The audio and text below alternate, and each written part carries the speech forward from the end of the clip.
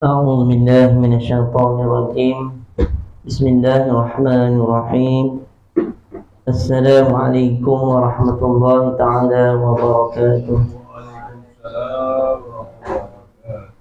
الحمد لله رب العالمين، وبه نستعين على أمور الدنيا والدين. صلاة وسلاما دائمين متلازمين على حبيبنا مصطفى محمد صلى الله عليه وسلم وعلى آله وصحبه أجمعين.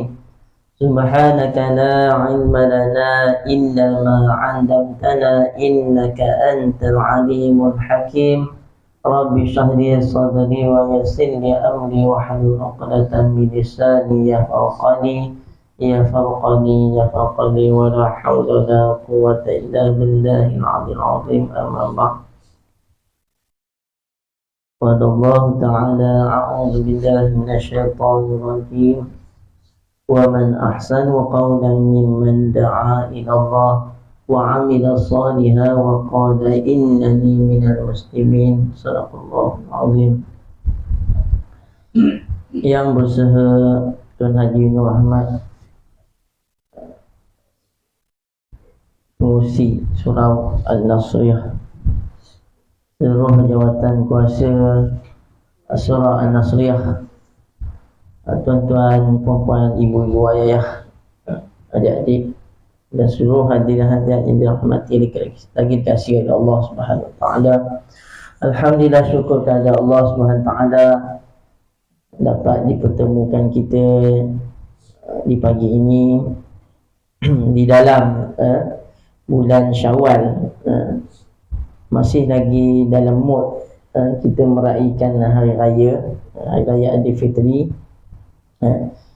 Dan saya mengambil kesempatan yang mengucapkan selamat hari raya Aidilfitri, maaf zahir dan batin, pada seluruh ahli jemaah sekalian. Dan insyaAllah pada pagi ni, kuliah subuh ini, kita akan menyambung pengajian kitab, iaitu kitab Riyadhus Shalihin min kalami Sayyidil Mursalin, ta'lifu Syekh Al-Islam Muhyiddin Abi Zakaria Yahya bin Sharaf An-Nawawi. Jadi sebelum daripada kita meneruskan majlis ilmu ini, mari sama-sama buka majlis dengan baca umur kitab. Kita hadiahkan bacaan ini kepada junjungan Nabi kita Nabi Muhammad sallallahu alaihi wasallam, pada ahli keluarga, baginda, para sahabat, para tabi'in, para tabi'in salafus salih, alim ulama, kepada penyusun kitab ini Imam An-Nawawi, dan seluruhnya pada muslimin muslimat yang telah kembali ke rahmatullah. Al-Fatihah. A'udzu billahi minasyaitonir rajim. Bismillahirrahmanirrahim. Alhamdulillahirabbil alamin, arrahmanir rahim, maliki yaumiddin. Iyyaka na'budu wa iyyaka nasta'in. Ihdinas siratal mustaqim. Siratal ladzina an'amta 'alaihim ghairil maghdubi 'alaihim waladdallin.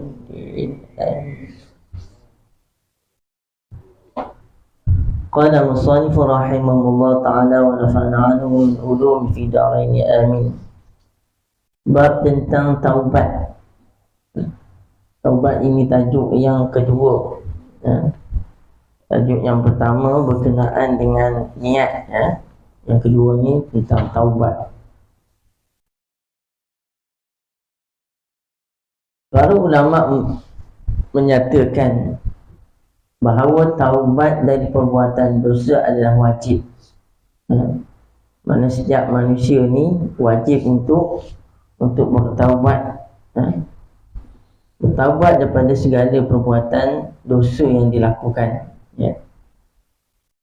Apabila perbuatan dosa itu tidak menyangkut dengan sesama manusia, maksudnya hanya dosa antara seseorang dengan Allah Subhanahu Wa Taala, maka harus memenuhi 3 syarat, ya.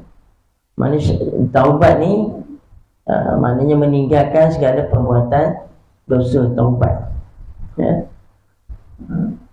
Bukan tahu buat, ya. Dia taubat, meninggalkan perbuatan dosa. Maknanya bila tinggalkan perbuatan tersebut, maknanya ada syarat-syarat yang perlu dipatuhi, ya, dalam taubat seseorang tu, ya. Yang pertamanya, ayyaqla'a anil maksiyah. Syarat yang pertama, ayyaqla'a anil maksiyah, iaitu menghentikan perbuatan dosa itu. Maknanya dia kena tinggalkan, dosa tu jangan dia buat, kena tinggalkan perbuatan dosa.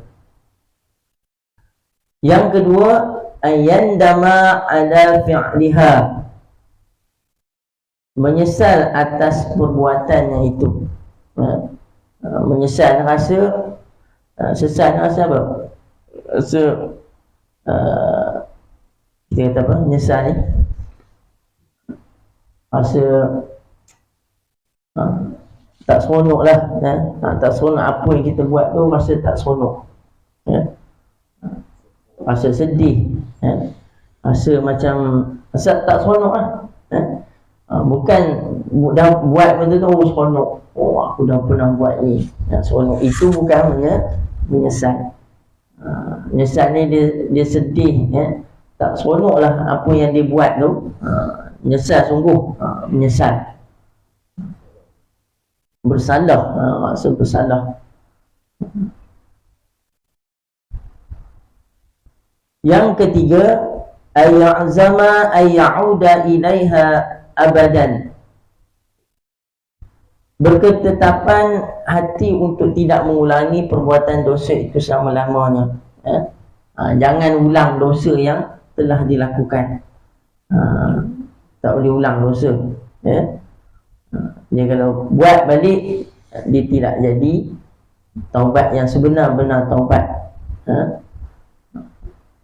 Jadi seelok-elok tinggal tidak mengulangi perbuatan yang dibuat. Itu 3 syarat. Ada satu syarat lagi, ya, kalau ada berkaitan dengan perkara dengan manusia, ya. Itu 3 taubat tu syarat, hamba itu dengan Allah Subhanahu Wa Taala, ya. Yang pertama tadi apa? Menghentikan perbuatan dosa itu, maknanya kena tinggalkan perbuatan penting, ya. Yang kedua, menyesal atas perbuatannya itu, ya. Ada sifat kekesalan, kekecewaan, ya. Yang ketiga, berketetapan hati untuk tidak mengulangi lagi perbuatan dosa itu selama-lamanya, ya. Apabila tidak memenuhi 3 persyaratan itu, maka tidak akan diterima taubatnya. Ini syarat, ya, yang ditetapkan oleh para ulama, ya. Manakala tak ada 3 perkara ni, maka tidak diterima taubatnya. Dan apabila perbuatan dosa itu menyangkut dengan sesama manusia, kalau ada berkaitan dengan manusia, maka harus memenuhi 4 syarat. Tambah satu lagi, syarat, iaitu 3 syarat seperti yang tersebut, ditambah dengan satu syarat, iaitu harus menyelesaikan urusannya itu kepada yang bersangkutan. Kalau urusan tu dengan manusia, dia tambah satu lagi syarat, ya. Jika itu ada kaitannya dengan harta atau yang serupa, maka ia harus mengembalikannya. Kalau dia ambil harta orang, harta benda orang, ambil ke ataupun dipinjam tak bayar, janji nak bayar tapi tak bayar-bayar, tak selesai, maka dia kena selesaikan hutang. Jika itu ada kaitannya dengan sumpah, tuduhan dan serupa, maka ia harus minta maaf. Kalau dia ada tuduh orang, dia ada menuduh orang, dia fitnah orang, umpamanya dia kata orang ni pernah mengendak, dia fitnah orang, jadi dia kena selesaikan, bukan selesaikan, cukup dengan dia bertaubat kepada Allah SWT. Tapi kaitannya dengan manusia tu, dia kena jumpa orang tu, kena minta maaf, Kalau hutang tadi dia kena bayar, selesaikan. Mana boleh hutang lah sekadar dia minta taubat kepada Allah Ta'ala, hutang dia tak bayar, maka dengan Allah Ta'ala tu selesai, dengan manusia tak selesai, sangkut. Kalau tak selesai hutang dengan manusia ni, amalan dia tergantung,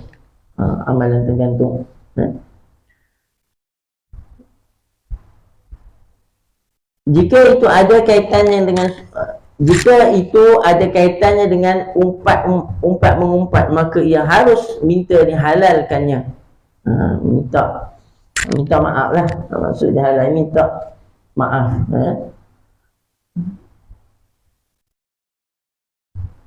Sama ada orang tu terima ataupun tidak, terpulang, yang penting dia dah minta maaf. Orang tu tak terima, itu urusan dia, tapi urusan dia selesai, urusan dia dah selesai, sebab dia dah mohon minta maaf. Sebab bukan semua perkara ni manusia boleh berlapang dada, manusia boleh terima. Ada manusia yang dia tak boleh terima, aku tak terima, aku tak maaf sampai bila-bila. Dia cakap ke tak, lantak dia lah, tapi urusan dia minta maaf, selesai.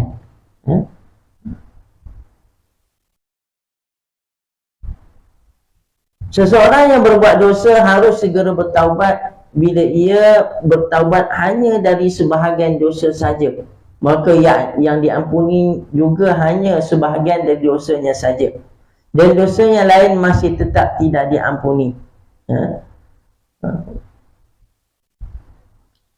Maka kalau bertaubat ni kena bertaubat segala dosa lah, bukan sebahagian dosa saja, kena bertaubat dengan segala dosa yang kita lakukan. Jadi ada 3-4 syarat tadi, 4 syarat ni dosa dengan manusia kena minta maaf, kena selesaikan hutang dan sebagainya. Itu barulah melengkapi syarat-syarat taubat. Banyak sekali ayat Al-Quran, hadis Nabi dan kesepakatan para ulama yang mewajibkan kita untuk segera bertaubat. Sebagaimana firman Allah Subhanahu wa taala, a'udzu billahi minasyaitonir rajim, wa tubu ila Allahi jami'an ayyuhal mu'minuna la'allakum tuflihun. Bertaubatlah kamu semuanya kepada Allah, wahai orang-orang yang beriman, agar kamu sekalian berbahagia. Jadi kita nak mencapai kebahagiaan di dunia dan juga di akhirat, hendaklah kita sentiasa bertaubat kepada Allah Subhanahu Wa Taala. Ini sifat yang diajarkan. Diajarkan kepada kita, yang disebut sebagai sunnah Nabi SAW. Dalam kutubah baru ni, khatib ada baca berkenaan dengan istighfar. Istighfar ni maknanya memohon taubat kepada Allah Subhanahu Taala. Jadi antaranya yang disuruh kita melaksanakan sunnah Nabi SAW. Nabi memohon istighfar, memohon taubat pada Allah SWT. Sedangkan Nabi SAW ni bersifat dengan sifat maksum. Tapi Nabi tak kurang 70 kali Nabi sebut, ya. Tak kurang 70 kali Nabi memohon taubat kepada Allah Subhanahu Wa Taala. Ya. Jadi apa sangat kita ni, ya. Apa sangat kita sebagai umat Nabi Muhammad sallallahu alaihi wasallam ni banyak melakukan dosa, ya. Nabi sallallahu alaihi wasallam taubat sebagaimana diriwayatkan, ya, bahwasanya beliau Rasulullah sallallahu alaihi wasallam bersabda, riwayat pada Abu Hurairah, wallahu inni la astaghfirullah wa atubu ilaihi fi yaumi aktsara min 70 marrah. Demi Allah, sesungguhnya aku memohon ampun daripada Allah dan bertaubat kepadanya setiap hari lebih 70 kali. Lebih 70 kali, maknanya tak kurang lah, 70 kali. Kita cuba kira, ya, berapa kali kita istighfar, mohon taubat pada Allah Ta'ala. Kalau lepas semayang ni biasanya berapa kali? Kalau berjemaah 3 kali lah tersebut, ya. 3 kali, 3 darat 5, berapa kali? 15, kan? Itu yang semayang yang wajib. Kemudian yang sunat, ada lagi kalau campur yang sunat. Kalau nak agak lepas pada semayang tak cukup, jadi kita kena tambah. Tambah waktu bila? Waktu bila-bila, bila-bila yang kita boleh sebut. Bukan nak kata kita bila tunggu lapang, sebab istighfar ni dia bila-bila masa boleh. Banyak masa yang boleh kita sebut, ya, kita lafazkan istighfar pada Allah Ta'ala. Ini merupakan sunnah Nabi SAW, ya. Dan Allah Subhanahu Wa Ta'ala menyuruh kita untuk sentiasa bertaubat, agar kamu sekalian berbahagia. Maknanya kita nak selesaikan urusan kita kat dunia, apatah lagi kita nak hidup di akhirat nanti, ya. Nak hidup kekal di sana, maka kita tak nak sebarang dosa sangkut paut, ya. Urusan semasa kita di dunia ni, ya, sama ada urusan dengan Allah Ta'ala atau urusan dengan manusia, ya. Yang urusan yang tak sepatutnya. Kita nak bawa pahala, bukan nak bawa dosa, ya. Dan firman Allah Subhanahu Wa Ta'ala, istaghfiru rabbakum thumma tubu ilaih. Mohon ampunlah kamu sekalian kepada Tuhanmu, kemudian bertaubatlah kepadanya. Kerana ini merupakan perintah pada Allah. Istaghfiru, mohon ampunlah kamu. Ini fi'il amal, ya. Perintah Allah Ta'ala perintahkan pada kita. Wa qala ta'ala, a'udzu billahi minasyaitonir rajim, ya ayyuhalladzina amanu tubu ilallahi taubatan nasuha. Wahai orang-orang yang beriman, bertaubatlah kamu sekalian kepada Allah dengan sebenar-benar taubat. Mana sebenar-benar taubat tu disebut taubat nasuha. Taubat nasuha, sebenar-benar taubat. Masuk adalah hadis Nabi SAW. Wa an Abi Hurairah radhiyallahu anhu qala, sami'tu Rasulullah sallallahu alaihi wasallam yaqul, wallahu inni la astaghfirullah wa atubu ilaihi fi yaumi aktsara min 70 marrah. Rawahu al-Bukhari. Dari Abu Hurairah radhiyallahu anhu berkata, saya mendengar Rasulullah sallallahu alaihi wasallam bersabda, demi Allah, sesungguhnya saya membaca istighfar dengan bertaubat kepadanya lebih dari 70 kali setiap harinya, ya. Maknanya ini yang Nabi bacakan istighfar, bukan sekadar istighfar ni sebut saja, ya. Dalam hadis ni Nabi sebut, sesungguhnya saya membaca istighfar dan bertaubat. Baca istighfar ni mohon ampun kepada Allah Ta'ala. Astaghfirullahaladzim, astaghfirullahaladzim, ya. Bila sebut astaghfirullahalazim, kita sertakan dengan taubat. Taubat macam mana tadi? Yang tiga perkara tadi. Tiga perkara tadi. Kita mohon pada Allah SWT. Yang pertama tadi, kena ada perasaan apa? Menghentikan perbuatan dosa tu. Yang keduanya, menyesal atas perbuatannya. Yang ketiga, berketetapan hati untuk tidak mengulangi perbuatan tersebut. Mana disertakan dengan taubat. Jadi kalau istighfar tak disertakan perbuatan, maka takut tak jadi, tak jadi penyesalan, tak jadi taubat. Hanya sekadar sebut istighfar saja. Tambah orang sebut laju-laju, nak kerja istighfar banyak kali, tapi tidak disertakan dengan apa? Dengan sifat taubat. Mana kena sertakan, sebut kena sertakan, sertakan dalam hati.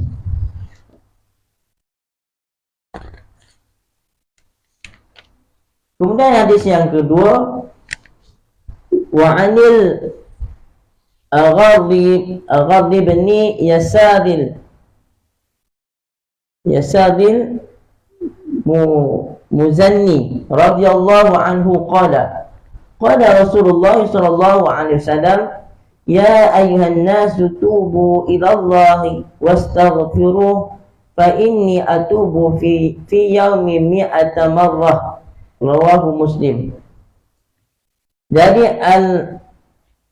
Al-Aghar bin Yasar Al-Muzanni radhiyallahu anhu berkata, Rasulullah sallallahu alaihi wasallam bersabda, wahai sekalian manusia, bertaubatlah kamu sekalian kepada Allah dan mohonlah ampun kepadanya, kerana sesungguhnya saya bertaubat 100 kali setiap hari. Ini Nabi, perbuatan Nabi. Nabi bertaubat 100 kali sehari.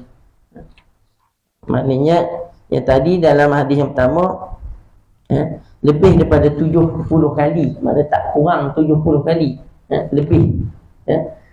Yang ini Nabi mohon ampun, bertaubat kepada Allah Ta'ala 100 kali setiap hari.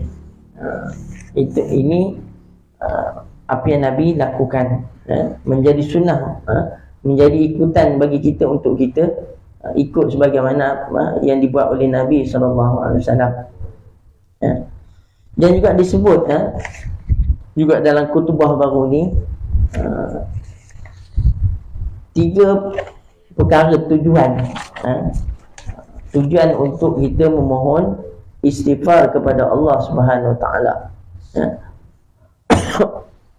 Mengapa kita perlu melazimi istighfar?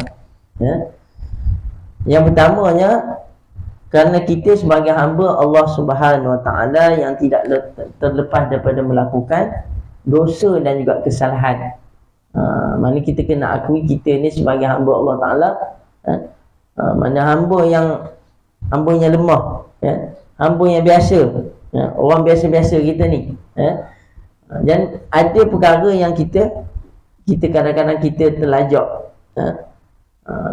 dari segi apa? Perkataan kita, dari segi perbuatan kita, tindakan kita, yang kadang-kadang kadang-kadang boleh mengundang dosa, sama ada yang sengaja ataupun tidak sengaja. Itu kita akui kita ni sebagai hamba Allah Subhanahu Wa Taala.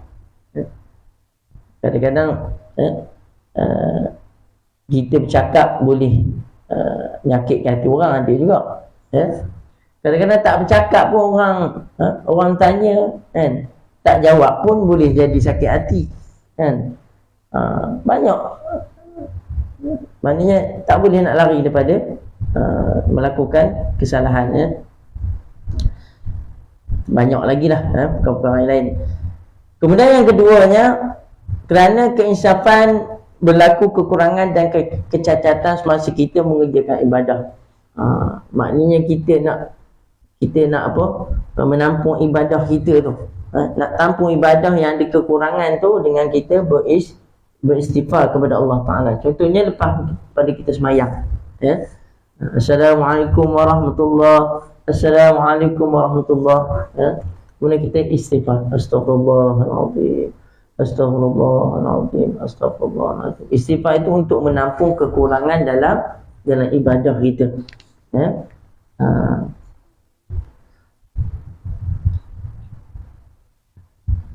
Kemudian yang ketiga, kerana bimbang kegembiraan dan nikmat atau kejayaan kemungkinan menyebabkan kita terleka daripada mengingati Allah SWT. Dan istighfar ni bukan tunggu kita ada dosa baru istighfar. Tak ada dosa, tak payah istighfar. Atau bukan buat salah buat pun istighfar. Yang disebut, yang ketiga, ya, kerana kegembiraan dan nikmat yang dikurniakan oleh Allah SWT. Kadang-kadang kita leka dengan nikmat tu, kita leka, kita lalai. Mana tahu dalam keseronokan seperti hari raya, hari raya ni kita dianjurkan untuk kita apa? Kita berseronok, kita pergi ziarah, kita pergi minta maaf dengan orang, menjalinkan silaturahim, seronok, kita berjumpa dengan orang. Tambah lagi kalau budak-budak dia dapat duit raya, tak apalah dema tu, dan memang dema nak seronok, memang dia seronok. Mana kita ni kena bersedekah lah, yang di kemampuan kena bersedekah. Itu antara perkara yang dianjurkan. Jadi dalam meraihkan kejayaan, kemenangan, mengecapi nikmat Allah SWT, bila kita istighfar ni, kita dia dapat ingatkan kita tentang nikmat pemberian daripada Allah SWT. Antara tanda kita bersyukur, kemudian tanda kita apa? Bila kita istighfar ni, mana kita ingatkan akan anugerah kurniaan daripada Allah Subhanahu Wa Taala. Sebagaimana dalam surah An-Nas, surah An-Nas, iza jaa nasrullahi wal fath, apabila datang kepada kamu kemenangan, disebut kemenangan, apabila datang kepada kamu kemenangan, kejayaan. Wa ra'aitan nasa yadkhuluna fi dinillahi afwaja, kamu melihat ramai yang di kalangan manusia berbondong masuk ke dalam agama Allah Subhanahu Wa Taala. Fasabbih bihamdi rabbika wastaghfir, fasabbih, maka bertasbihlah kamu kepada Allah. Tasbih, subhanallah, subhanallah, alhamdulillah, wa la ilaha illallah, Allahu akbar. Kata sekarang subhanallah. Fasabbih bihamdi rabbika wastaghfir, dan juga mohon ampun kepada Allah Subhanahu Taala. Innahu kana tawwaba, sungguhnya dia menerima taubat. Jadi banyakkan kita bila mengecapi nikmat Allah Subhanahu Taala, banyakkan bertasbih dan juga beristighfar kepada Allah Subhanahu Taala. Itu tiga perkara yang dikatakan mana tujuan kita ni beristighfar kepada Allah Subhanahu Taala. Kemudian masuk pada hadis yang ketiga. Wa an Abi Hamzah Anas bin Malik Al-Ansari khadami Rasulillah sallallahu alaihi wasallam qala Rasulullah sallallahu alaihi wasallam lillahu afrahu bitaubati abdihi min ahadikum saqata ala ba'irihi wa qad adallahu fi ardin falat, muttafaqun alaih. Wa fi riwayatin li Muslim lillahu ashaddu farhan bitaubati aidihi hina yatubu ilaihi min ahadikum kana ala rahilatihi bi ardin fanfalatat minhu wa 'alayha ta'amuhu wa sharabuhu fa'aisa minha fa'ata syajaratan fattaja'a fi zilliha wa qad Aisa min rahilatihi fabainama huwa kadhalik idh huwa biha qa'imatan 'indah fa akhadha bi khitamiha thumma qala min shiddatil farah Allahumma anta 'abdi wa ana rabbuka akhta'a min shiddatil farah. Yang bermaksud dari Abu Hamzah Anas bin Malik Al-Ansari, pembantu Rasulullah SAW berkata, Rasulullah SAW bersabda, sesungguhnya Allah itu lebih gembira untuk menerima taubat hamba-Nya, melebihi dari kegembiraan seseorang di antara kamu sekalian yang menemukan kembali untanya yang telah hilang di tengah-tengah padang Sahara. Riwayat Bukhari dan Muslim. Di dalam riwayat Muslim dikatakan, sungguh Allah lebih gembira untuk menerima taubat hamba-Nya dikala hamba itu bertaubat kepadanya, melebihi dari kegembiraan seseorang di antara kamu sekalian yang berkenderaan di tengah-tengah padang pasir. Kemudian haiwan yang dikenderainya itu lari, meninggalkannya padahal di atas haiwan itu terdapat makanan dan minuman orang itu. Kemudian ia berputus asa untuk dapat menemukannya kembali. Ia lantas berteduh di bawah pohon dengan membaringkan badannya, sedangkan ia telah benar-benar putus asa untuk dapat menemukan kembali haiwan yang dikenderainya itu. Kemudian ketika ia bangkit, tiba-tiba ia menemukan kembali haiwan yang dikenderainya itu lengkap dengan bekal yang dibawanya. Kemudian ia segera memegang tali kekangnya seraya berkata kerana sangat gembiranya, wahai Allah, Engkau adalah hamba-Ku dan aku adalah Tuhanmu. Ia keliru mengucapkan kalimat itu kerana sangat gembiranya. Jadi Allah Ta'ala suka kepada hamba-Nya yang memohon keampunan, memohon taubat kepada Allah Subhanahu Ta'ala. Bukan kita kata, malulah aku nak mohon taubat. Kerana disebut dalam hadis Nabi, Allah suka. Allah suka orang yang memohon taubat. Sebagaimana perumpamaan orang yang hilang unta. Orang yang hilang unta di tengah-tengah padang pasir. Ini perumpamaan orang Arab lah, dengan situasi orang Arab. Dia hilang unta. Kira orang ada unta ni, kira orang kaya lah. Seekor unta pun dah berapa besarnya unta.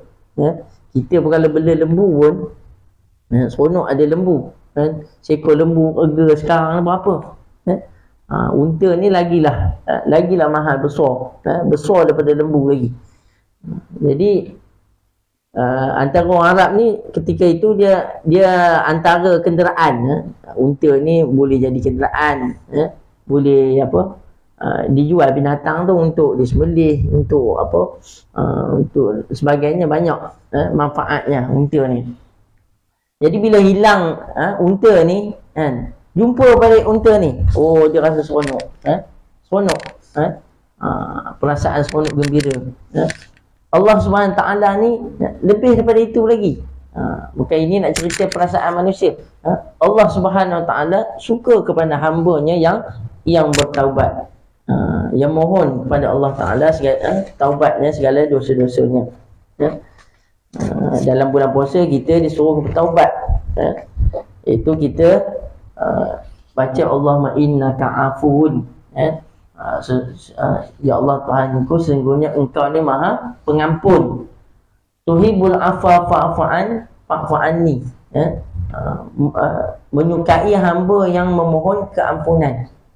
Fa'fu anni, maka ampunkanlah dosa-dosaku. Allah Ta'ala suka hamba-Nya yang memohon, yang merayu, yang merintih. Yang merintih. Manusia ni dia nak merintih, dia malu, malu nak menangis. Tapi Allah suka hambanya yang mengadu hal, yang mengadu, yang bercerita tentang dia, yang bercerita tentang nasib dia, yang bercerita tentang apa, tentang dosa dia, yang memohon taubat pada Allah Ta'ala, yang merayu. Jadi kita kena minta kepada Allah Ta'ala, banyakkan istighfar, banyakkan istighfar.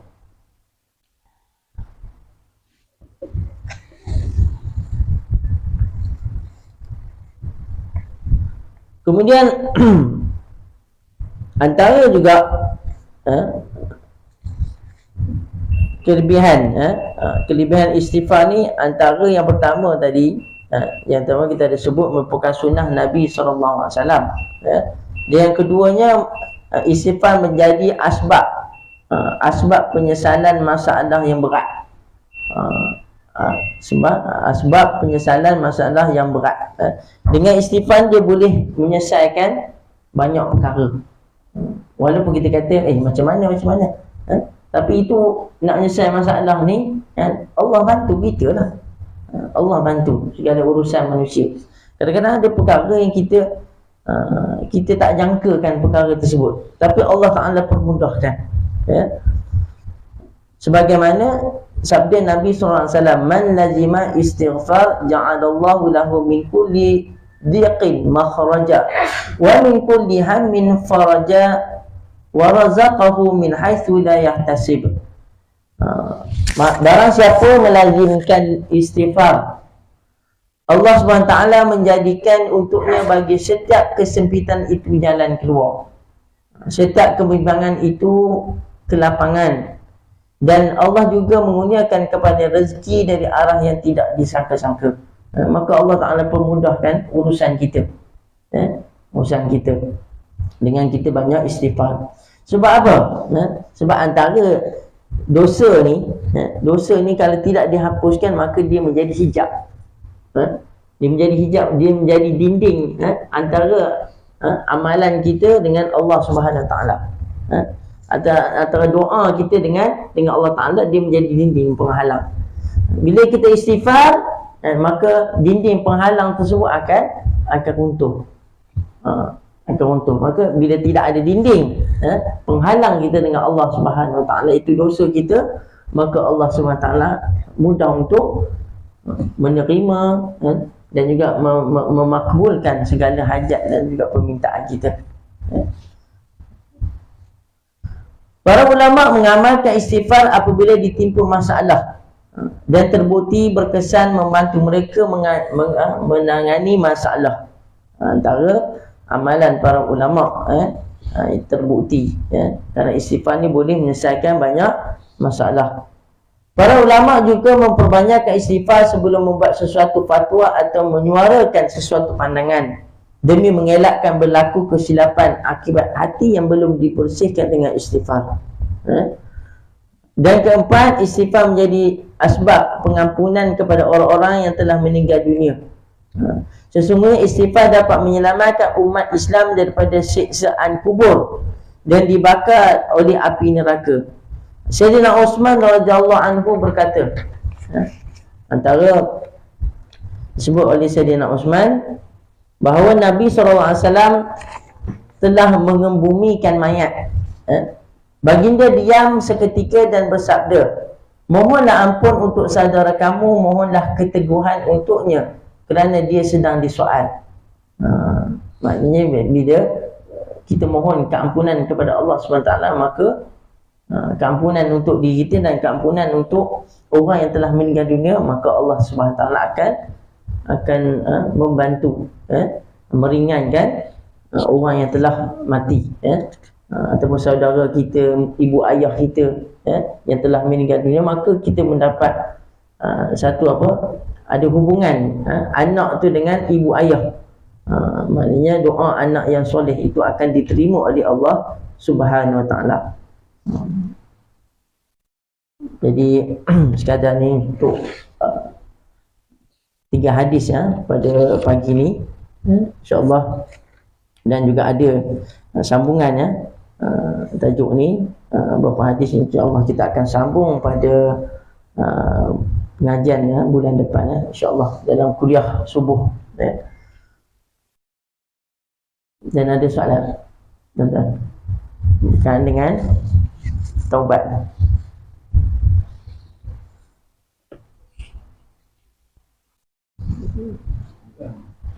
Istighfar tu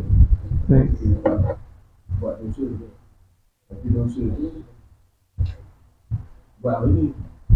Istighfar jadi tak banyak. Jadi dia tiga syarat dia. Satu, berhenti dari perbuatan. Dua, menyesal. Yang ketiga tu tak buat lagi selama-lamanya. Jadi istighfar, dosa tu kita mungkin nak buat, hari ni buat, mungkin tak buat lagi. Menyesal lah. Dan besok buat lagi.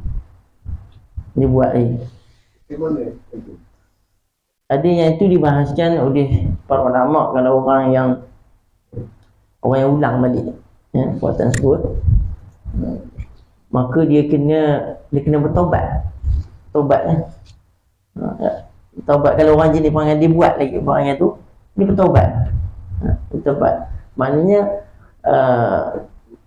dia istighfar ni dia mengajar dia untuk dia, walaupun syarat tadi dia kata dia bertaubat syaratnya, kemudian dia buat, maka disuruh juga bertaubat, sentiasa juga dia kena bertaubat juga. Walaupun dia buat, dia kena ada sifat tiga tadi. Sifat kena ada niat untuk berhenti, niat dia menyesal atas perbuatan dia, dan juga dia tidak mengulangi. Kena juga tiga perkara ni, walaupun dia mengulangi perbuatan tersebut. Walaupun dia besok dia kena buat, kena bertaubat. Bertaubat je, kena sentiasa bertaubat. Mana tahu Allah SWT bukakan pintu hatinya, betul-betul taubat itu taubat, dia tak akan buat lagi dah. Kalau orang pandang, buat apa aku nak istighfar, nanti esok aku nak buat lagi, jadi dia kena sentiasa. Itu Allah Ta'ala sebutkan, sentiasa kita kena bertaubat. Maknanya kadang-kadang kita ulang dosa kita tu, mana kita kena mohon ampun pada Allah, sentiasa mohon ampun, supaya Allah SWT datangkan sebenar-benar taubat nasuha. Memang syarat ulama letak taubat, memang dia tak akan buat lagi. Tapi ada jenis manusia, dia memang manusia, kita kata manusia ni, dia memang suka nak buat benda yang Allah Ta'ala larang. Itu kita katakan nafsu manusia. Tapi kena bertaubat, mohon taubat kepada Allah SWT. Jadi soalan ada? Tak ada. Wallahu alam. InsyaAllah mudah-mudahan daripada hadis Nabi ini, apa yang kita baca pada pagi ini, mudah-mudahan memberi kita semangat untuk sentiasa kita mengamalkan istighfar, bertaubat kepada Allah SWT dalam apa-apa keadaan sekalipun, kerana ini merupakan perintah daripada Allah SWT. Walaupun kita katakan istighfar itu zikir sebagai sunat, tetapi dia memberi manfaat cukup besar, banyak, untuk menghapuskan segala dosa dan juga kesalahan kita, insya-Allah. Wallahu a'lam. Assalamualaikum warahmatullahi taala wabarakatuh. Waalaikumsalam. A'udzu billahi minasyaitonir rajim. Bismillahirrahmanirrahim. Alhamdulillahirabbil alamin hamdan wasi'an mutasi'an mazidah. Ya rabbana lakal hamdu kama yanbaghi li jalali wajhika wa 'azimi sultanik. Allahumma futal 'arifin warzuqna faman nabiyina wa dzal mursalin wa ilham malaikatil muqarrabin bi rahmatika ya arhamar rahimin. اللهم فقنا في الدين وعلمنا التأويل اهدنا الصراط المستقيم صراط الذين أنعمت عليهم من النبيين والصديقين والشهداء والصالحين وحسن أولئك رفيقا يا أرحم الراحمين وصلى الله على سيدنا محمد وعلى آله وصحبه وسلم والحمد لله رب العالمين. تقبل الله منكم.